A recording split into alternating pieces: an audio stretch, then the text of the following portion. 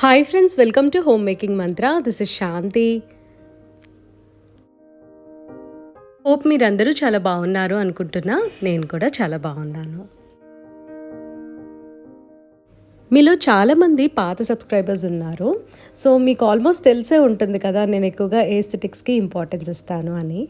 So ఎన్నో రోజులుగా espresso machine తీసుకుందాము అని అనుకుంటే అవి కొద్దిగా లైక్ మరీ మెషిన్స్ లాగా సమ్ బ్లాక్ లేకపోతే ఒక స్టీల్ కలర్లోనో అట్లా కనిపిస్తూ ఉండేవి.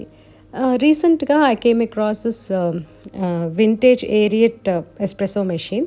పాస్ట్ 6 monthsగా వెతుకుతూ ఉంటే ఇది కనిపించింది. ఎస్థెటిక్గా ఉంది, లైక్ ఫంక్షనింగ్ కూడా బాగుంది అని చెప్పి రివ్యూస్ ఉన్నాయి. యాక్చువల్లీ మిక్స్డ్ రివ్యూస్ ఉన్నాయి. కొంతమంది ఏమో ఫ్రాతర్ పని చేయట్లేదు సరిగ్గా అంటున్నారు. కొంతమంది ఆ ఎస్ప్రెసో ఫిల్టర్ ఉంటుంది కదా, ఈ లిటిల్ థింగ్ ఇది సరిగ్గా ఫిట్ అవ్వట్లేదు అన్నారు. ఇనీషియల్గా నాకు ఈ ప్రాబ్లం వచ్చింది, సరిగ్గా పట్టలేదు. బట్ ఒక 2-3 times మనం దాన్ని మూవ్ చేసి యూస్ చేస్తూ ఉంటే ప్రాపర్గా ఫిట్ అవుతుంది అనమాట. యాక్చువల్లీ ఎస్ప్రెసో మెషిన్ మన ఫిల్టర్ కాఫీ కొద్దిగా టేస్ట్ డిఫరెన్స్ ఖచ్చితంగా ఉంటుందండి. మేబీ ఆ బ్రూయింగ్ మెథడ్ డిఫరెంట్గా ఉండటం వలన అనుకుంటా. ఇదైతే కంప్లీట్లీ ప్రెస్డ్ అండ్ ఇన్స్టెంట్గా వచ్చేస్తుంది అండ్ స్ట్రాంగ్గా కూడా ఉంటుంది. మనం ఎక్కువసేపు బ్రూ చేస్తూ ఉంటే, అంటే దీనికి ఆటో షట్ ఆఫ్ లాగా లేదనమాట. సో అలా కంటిన్యూస్గా బ్రూ చేస్తుంటే పలచబడిపోతూ ఉంటుంది. సో ఇది వింటేజ్ స్టైల్ కాబట్టి మనమే మాన్యువల్గా స్విచ్ ఆఫ్ చేసుకోవాలి, ఎందుకంటే మనకి ఎస్ప్రెసో కావాలి కాబట్టి. అదే కొంచెం పల్చగా డికాషన్ కావాలి అని అంటే ఒక ఫుల్ కప్ అట్లా బ్రూ చేసుకోవచ్చు. మనం వెనక వాటర్ పోస్తాం కదా, సో దాన్ని బట్టి బ్రూయింగ్ అనేది అలా కంటిన్యూ అవుతూ ఉంటుందన్నమాట. వాటర్ కనుక ట్యాంక్లో అయిపోయినాయి అనుకోండి, అప్పుడు ఇంకా బ్రూయింగ్ కంప్లీట్గా స్టాప్ అయిపోతుంది. నెక్స్ట్ ఫ్రాతర్ వచ్చేసరికి చాలామందికి ఇక్కడ ఈ పార్ట్లో కన్ఫ్యూజ్ అవుతూ ఉంటారు. వేడి పాలని మనం ఈ ఫ్రాతర్లో పెట్టేసేస్తే మాత్రము సరిగ్గా ఫోమ్ రాదండి, like proper cappuccino cafe style లాగా రావాలి అని అంటే చల్లటి పాలని మనం ఫ్రాత్ చేసుకోవాలన్నమాట. సో దానికి కూడా ఒక ప్రొవిజన్ ఇచ్చారు. ఒక స్టిక్ లాగా ఉంది కదా లెఫ్ట్ సైడ్. ఇక్కడ వేడి పాలని ఆ ఫ్రాతర్ దాంట్లో పెట్టాను కాబట్టి సరిగ్గా ఫోమ్ అనేది రాలేదు. But still I'm okay with this. ఇంకా నేను ఇది సెకండ్ డే కాబట్టి తాగేస్తున్నా. కానీ ఫస్ట్ డే మాత్రం చూసారు కదా ఎంత ఫ్రాతీగా వచ్చిందో, ఎందుకంటే నేను రూమ్ టెంపరేచర్ మిల్క్ తోటి చేశాను అనమాట. ఇది లైక్ ప్రాపర్ క్యాఫే స్టైల్లో వచ్చింది. ఇది ప్రమోషను స్పాన్సర్డో కాదండి, నేను ఇది తీసుకున్నాను అమెజాన్ నుంచి. లింక్ని డిస్క్రిప్షన్లో ప్రొవైడ్ చేస్తాను. ఇందులో వేరియస్ కలర్స్ కూడా ఉన్నాయి. ఇది రికమెండ్ చేస్తానా అంటే, ఇప్పుడు నేను సెకండ్ టైం యూజ్ చేస్తున్నాను కదా, సో నా రివ్యూ కోసం వెయిట్ చేసేటట్టయితే మాత్రం ఒక 4-5 రోజుల తర్వాత మేబీ నెక్స్ట్ వీక్ అట్లా షేర్ చేస్తాను కదా, సో అప్పుడు ఏదైనా చెప్పగలను. నెక్స్ట్ వచ్చి నా దగ్గర అల్యూమినియం ఎస్ప్రెసో మేకర్ ఉంది కదా, అలాంటిదే సేమ్ అమ్మకి స్టీల్లో తీసుకున్నాను. ఎందుకంటే తనకి అల్యూమినియం ఎస్ప్రెసో మేకర్లో కాఫీ టేస్ట్ చాలా నచ్చిందంట.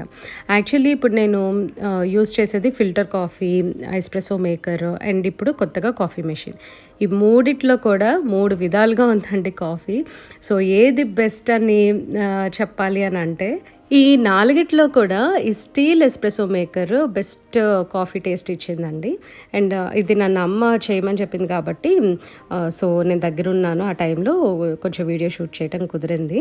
అండ్ తను ఏమన్నారంటే, మూత ఓపెన్ చేసి పెట్టేస్తే అది బ్రూ అవుతూ ఉంటుంది కదా, సో వాటర్ అయిపోయినప్పుడు మనకు తెలుస్తుంది, కింద మాడిపోకుండా పాడవకుండా ఉంటుంది, మూత తెరిచి పెట్టేయని చెప్పి అంది. కానీ ఇది అన్నిట్లో వర్క్ అవ్వదు, కొన్ని స్పిల్ అయిపోతూ ఉంటాయి బయటికి, ఇట్లా స్ప్లాష్ చేస్తూ ఉంటుంది అండ్ చాలా చాలా వేడిగా ఉంటుంది అనమాట.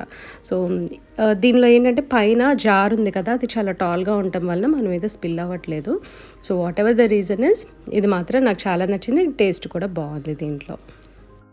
కాఫీ లవర్స్కి ఎన్ని రకాల కాఫీ టేస్ట్ చేసినా సరే, ఇంకా ఏదన్నా కొత్తగా చేద్దామా లేకపోతే సేమ్ ఆల్ దానికి స్టిక్ అయిపోదామా, అదే బాగుంది కదా అనే ఫీలింగ్లో ఉంటాము.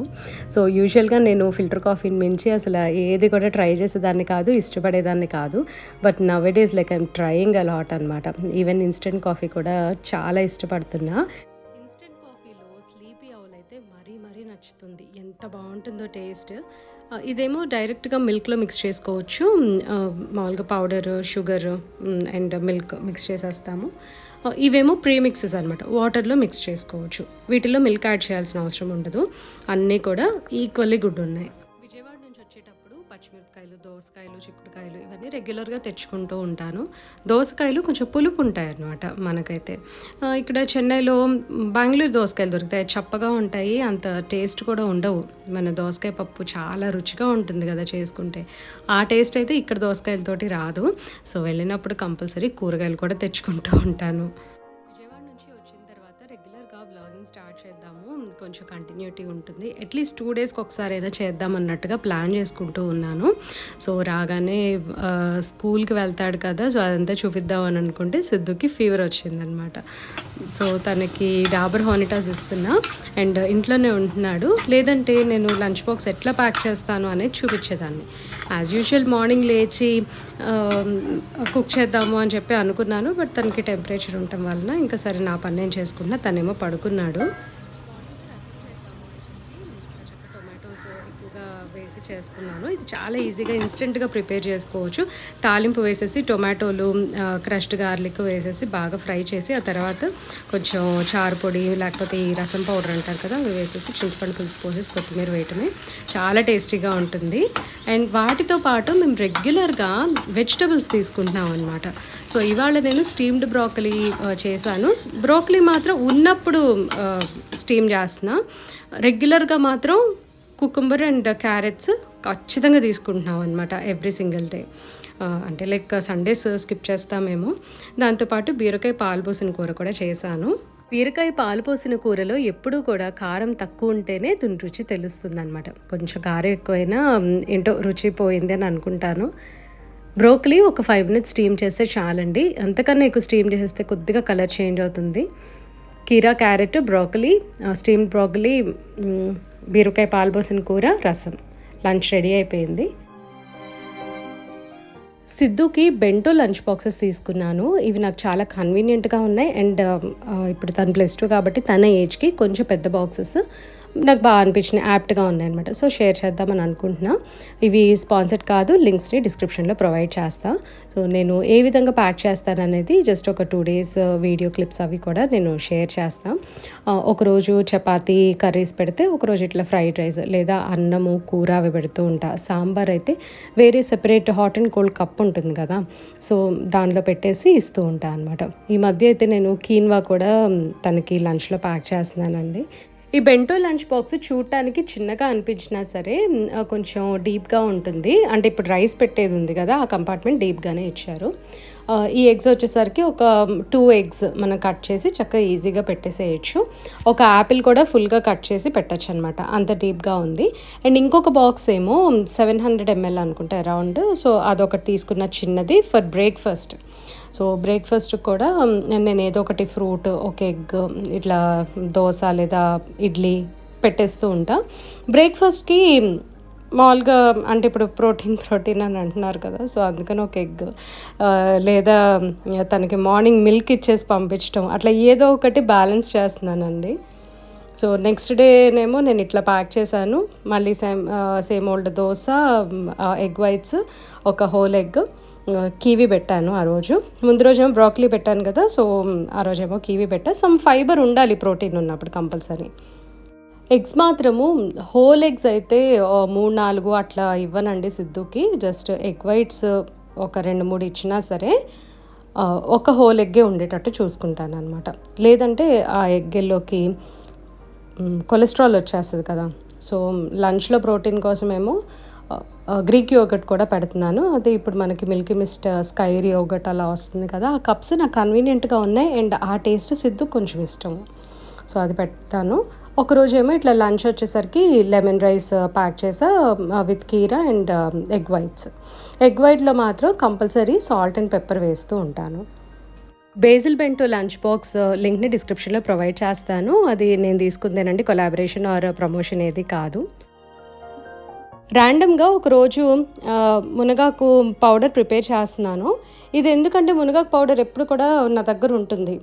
సిద్ధుకి మామూలుగా బాక్స్ అది ప్యాక్ చేస్తూ ఉంటాను కదా, ఆ రోజు ఏదైనా కూర చేయడం లేట్ అయింది, లేట్గా లేచాను అని అన్నప్పుడు రైస్లో కొంచెం ఈ మునగాకు పొడి కలిపేసేసి నేను లంచ్ బాక్స్ ప్యాక్ చేసేస్తా. అసలు ఈ మునగాకుతో నెంబర్ ఆఫ్ బెనిఫిట్స్ ఉంటాయి. ఎవ్రీ సింగిల్ డే కొంచెం కొంచెం తీసుకోవచ్చు. ఎక్కువగా తీసుకుంటే మాత్రం బాగా వేడి చేసేస్తుంది. మునగాకు పొడిని అసలు మనం రోజు కిచెన్లో ఉంచుకుంటే ఎప్పుడు కావాలంటే అప్పుడు యూజ్ చేసుకోవచ్చండి, ఇన్ లిమిటెడ్ క్వాంటిటీస్. కాకపోతే అండ్ మనకి దీంతో లాభమే కానీ అసలు నష్టం ఉండదు. దేంట్లోనే వేసుకొని హ్యాపీగా తినేయచ్చు. ఆ రోజు అసలు కూర చేయకపోయినా సరే కొంచెం మునగాకు పొడి పెరుగన్నం తినేసినా సరే చాలా ఫిల్లింగ్గా ఉంటుంది టమ్మీ. అండ్ ఇంకొకటండి, ఈ మునగాకు పొడులాగే కొద్దిగా వాము, ఉప్పు, నెయ్యి కలుపుకొని తింటే కూడా సూపర్ ఉంటుంది, డైజెషన్ బాగా ఉంటుంది. కాకపోతే ఈ వాము మళ్ళీ వేడి చేస్తుంది అనమాట. సో ఏదన్నా సరే అతి మంచిది కాదు అని అంటారు కదా. యా, సో ఇదండి ఇవాళ వీడియో. మీ అందరికీ నచ్చింది అనుకుంటున్నాను. నచ్చితే తప్పకుండా లైక్ చేయండి, కమెంట్ చేయండి, ఛానల్కి సబ్స్క్రైబ్ చేసుకోండి. Thank you for watching. Thank you for your time.